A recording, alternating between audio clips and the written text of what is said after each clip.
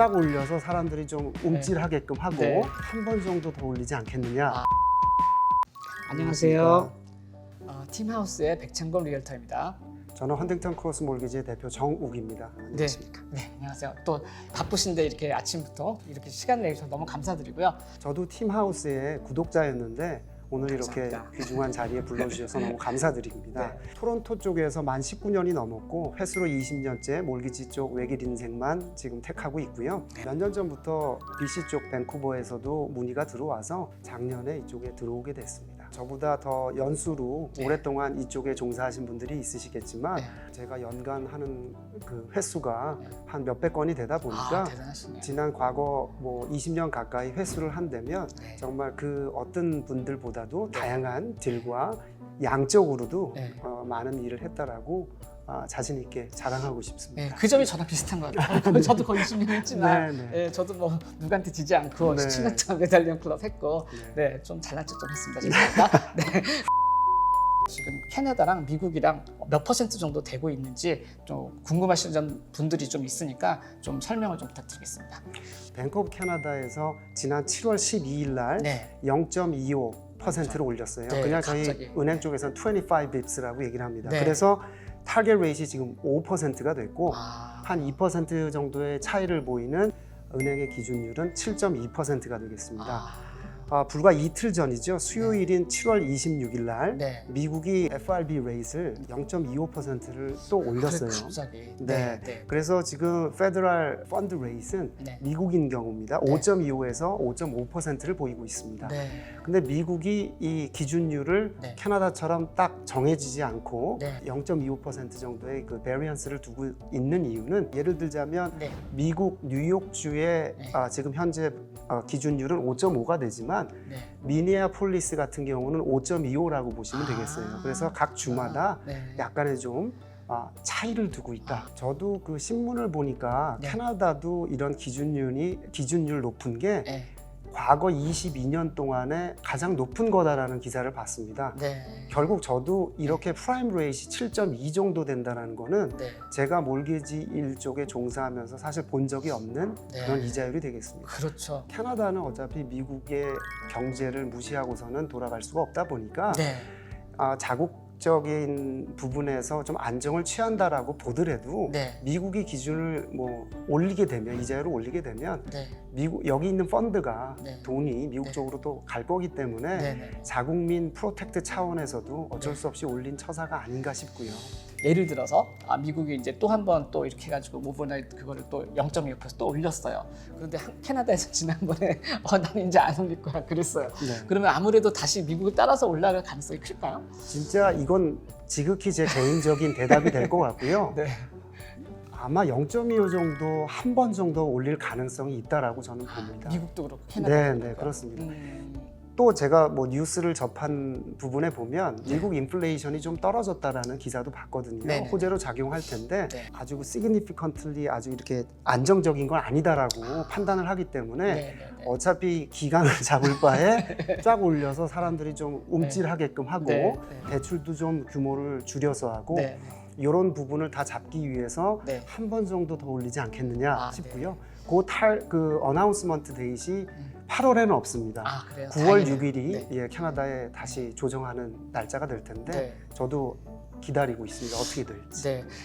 제가 또 약간 음모론에 관심이 많다 보니까 네. 미국이 일부러 인플레이션 레이트가 낮아졌는데 국민들을 망하게 하려고 계속 올려서 안 내릴 거다. 네. 이런 루머가 있죠. 네. 음모론이고 또 캐나다는 내년 총선이 있는데 집값이 떨어져야 자기네들이 또 다시 당선이 될 수도 있어서 네. 내년에도 안 내릴 거다. 이런 네. 여러 가지 음모론 같은 게 있어요. 네. 이자율이 계속해서 2020년 3월 이후에 미국과 캐나다가 바닥을 찍고 계속해서 올랐는데 네. 저도 그 기사를 보면 음모론 너무 많고요. 예, 그다음에 저도 저런 게 아니었군요. 네, 귀를 귀 기울이게 되는데 네. 근데 그거는 사실 믿으실 필요는 없고요. 그냥 네. 가십이라고 생각합니다. 일하면서 현역에서 일하면서 네. 은행권에서 듣는 소리는 네. 이제 정말로 올라갈 만큼 다 올라가지 않았는가. 네. 예, 그다음에 미리 좀 낙관론자인 경우에는 네. 연말 전에 정지시키고 이제 떨어뜨리기 시작할 거다라는 소리가 있는데 네. 이것도 어디까지나 네. 지극히 저희 개인적인 생각이니까 네, 나중에 네. 구독자분들이 정옥 씨 나중에 그때 그러지 않았냐라고 또 하지 마시고요. 저의 개인적인 그냥 의견입니다만 그냥 연말까지 네. 아마 한 번 정도 더 올렸다가 이 정도 수준을 유지하고 그 다음에 모든 지표들이 좀 이제 좀 안정적으로 떨어지기 시작했다 하면 네.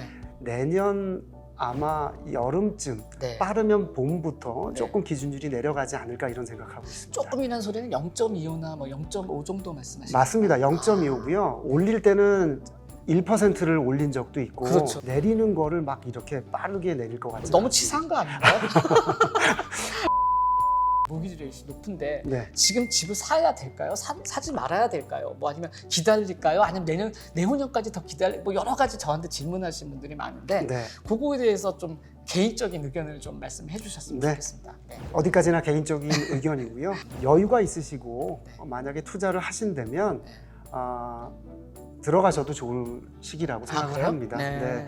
그다음에 어차피 내가 집이 하나 거주지가 있고 네. 그다음에 실수요자라고 얘기를 하잖아요. 네. 내가 어쩔 수 없이 뭐 애들 학교 때문에 네. 직장 때문에 네. 결혼해서 또 뭘 해야 된다. 그래서 진짜 매트리모니얼 홈을 사야 된다. 이런 경우에는 네. 사실 이런 경기와 상관없이 그냥 하시면 되는 거고요. 저도 그렇게 생각합니다. 투자용인 경우에는 요 흐름을 봐서 네.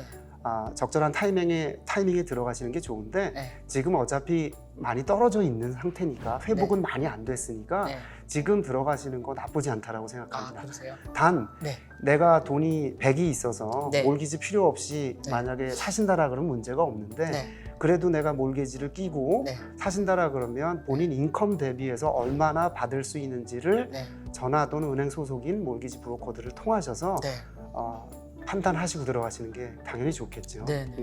신규 분양이라든지 뭐 하나를 뭐 더 사서 렌트를 놓을까 이렇게 생각하시는 분들이 있는데 그분들이 지금 사실 이자율 때문에 조금 고민하시는 분들이 있을 것 같아서 네. 그런 분들은 어떻게 하시는 게 좋은지 한번 개인적인 의견을 좀 부탁드리겠습니다. 내가 기존 집이 있는데 오래전에 하셔서 리뉴얼을 하셔서 지금 어느 정도의 몰개지를 계속해서 캐리하고 계시는데 그동안에 내가 인컴은 없었었지만 네. 그냥 몰개지 빵꾸를 안 내서 디폴트를 안 해서 네. 계속해서 문제없이 왔어요. 이런데 이제 투자용을 하신다라 그러면 네. 사실 몰기지 받기는 되게 힘드신 걸로 보셔야 돼요. 그렇구나. 네. 이제는 그게 이제 이 투자용으로 예. 사기가 쉽지는 않다는 말씀이네요. 근데 네. 투자용인 경우에 은행들마다 좀 틀리긴 하지만 네. 보통 4채 정도의 렌탈 프로퍼티는 또 허용을 하는 게 보통 그래요? 룰입니다. 네 그런 소리는 내가 이 지금 새로운 몰기지를 받을 수 있을 만큼의 인컴은 인컴이 증명이 안 되지만 네.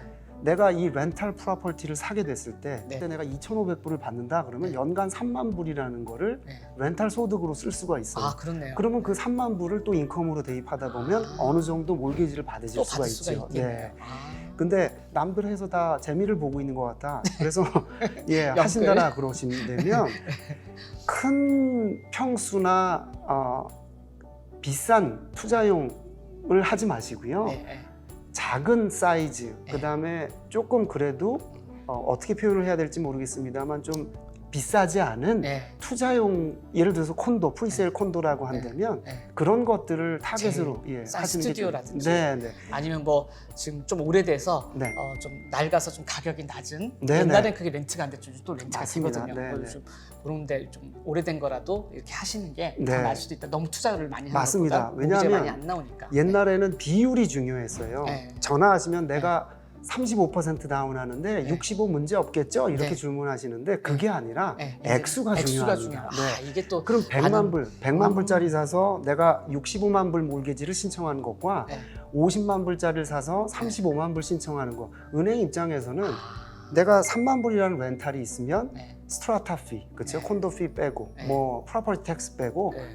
그다음에 35만 불을 받는데 대입시키는 거랑 65만 불이랑은 차이가 있어요. 예, 그러면 맞습니다. 자기 인컴에서 잉여 좀 남는 거. 예를 들어서 어린 자녀 두시면 뭐 차일드 텍스 베네핏 CCB라고 하죠. 네네네. 그것도 인컴으로 쓸 수 있고 아. 그렇죠. 그러다 보면 35만 불 몰기지는 그래도 65보다는 그렇죠. 가능성이 높죠. 그러네요. 그래서 진짜로 투자를 하신다면 네. 비싼 거 말고 네. 조금 낮은 가격대에 네. 투자용을 보시는 거를. 좋은 팁. 네. 이거 네. 몰랐던 사실로 또 이렇게 네. 해주셔서 감사드리고요. 근데 몰기지를 받기 위해서 네. 준비하셔야 될 부분이 있다면 세 가지만 기억하시면 될 것 같습니다. 내가 다운 페이먼트 어느 정도 갑자기 한국에서 받은 게 아니라 네. 여기 보통 90일치를 요청해요. 네. 특정한 은행 같은 경우에는 1개월치를 보고 그냥 넘어가는 경우도 있지만 네. 그 다운 페이먼트 형성이 내가 인플로이먼트 인컴으로 해서 잘 쌓아왔다. 네. 또는 그 전에 네. 돈을 만약에 누구한테 받으셨다. 100일 전에 부모님한테 받았다. 받았다. 네. 그럼 90일 전부터 이 히스토리를 보기 때문에 사실 그거는 상관이 없어요. 그래서 그렇게 계획하시면 되고요. 크레딧은 네. 가장 중요하지만 저희가 손을 댈 수 없는 부분이에요. 왜죠?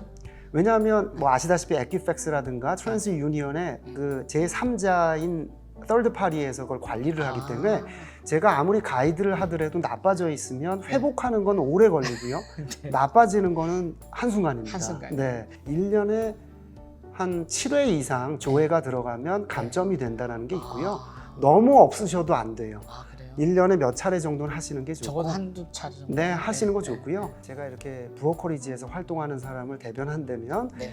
저희 회사에서 신용조회를 한 번 하게 되면 네. A라는 은행, B라는 은행, C라는 은행 그냥 다 넣어도 인정을 받으니까 네. 사실은 신용조회를 두 번, 세 번 계속 하실 이유가 없는 장점이 그렇죠. 있죠. 네. 근데 특정한 은행에 내가 A라는 은행을 거래하는데 네. 거기 가서 네. 의뢰를 했을 때 네. 대출하면 한 번 신용조회 안 되겠는데요. 그래서 네. 또 다른 다른 은행을 은행 하시면 하면 또 한 번 또 하니까 그게 되는 거예요. 그런 기록들이 아. 좀 남게 됩니다. 그런 장점이 있네요. 네, 장점이 네. 있습니다. 그다음에 마지막으로 가장 중요한 게 가장 가장 헤비합니다. 제가 봤을 때 최근 들어선 70-80% 이상이 바로 인컴이라는 부분입니다. 네. 소득 하셔야 되고 네. 자영업인 경우에 내가 얼마 전부터 했는데 10만 불 이상 벌었어요. 물론 인정하고 싶지만 은행 룰에는 2년 에버리지를 봐야 되거든요. 네. 그러니까 이게 차곡차곡 쌓아지시는 이런 네. 게 필요하고요. 만약에 제가 아는 지인분 중에 자영업이신데 정말 축소 보고하시고 네. 조금씩 보고하신 분이 있어요. 네. 근데 대출을 많이 일으켜야 되니까 이제 에듀케이트를 시킨 거죠. 2년 동안. 이렇게 하시면 네. 가장 싼 이자율로 원하는 만큼을 받으실 수 있다. 그래서 세금을 많이 내는데도 불구하고 2년 동안 많은 보고를 하셨어요. 그래서 성공적으로 가셨죠. 그래서 말씀드리자면 신용, 다운 페이먼트 히스토리, 그 다음에 인컴이 중요한데 다 똑같지만 사실 가장 요즘 중요한 은행에서 보는 건 인컴이다. 프리세일 콘도인 경우에 뭐 아시다시피 또 클로징, 네. 컴플리션 데이지 좀 늦어지잖아요. 네, 늦어지죠. 그러니까 당장 일어나는 일이 아니라면 네. 리세일이 아니라면 네. 그런 거 다 감안하시고 준비하시면 충분한 시간이 있다고 생각합니다. 또 앞으로 2년, 3년 뒤나 4년 뒤나 5년 뒤는 아무래도 지금보다는 높아지기보다는 낮아질 가능성이 크니까 네. 사실 그 신규 분야라든지 나중에 사는 것도 네. 좋은 투자가 아닌가라는 생각이 네. 맞는 거죠. 네네. 제가 생각해요. 또 개인적인 의견입니다. 이제 네. 다 올라왔으니까 내려갈 일만 남았다. 네. 저도 개인적인 생각으로 이렇게 그게 꼭 말씀드립니다. 맞았으면 좋겠습니다. 네. 기도를 또 해야 되는데. 네네. 하여튼 오늘 이렇게 바쁘신 일정에도 불구하고 갑자기 연락드는데 이렇게 나오셔서 소중한 시간을 이렇게 같이 해주신 우리 정 사장님께 다시 한번 감사드리고 궁금하신 점이 있으면 저하고 정 사장님한테 전화 주시면 저희가 그 궁금증 다 해결해드리고 문제를 많이 다 해결해드리도록 노력하겠습니다. 네, 불러주셔서 감사합니다. 감사합니다. 감사합니다. 네, 다음에 또 네. 뵙겠습니다. 예, 감사합니다. 감사합니다. 네. 3배 강력한 부동산 서비스 팀하우스.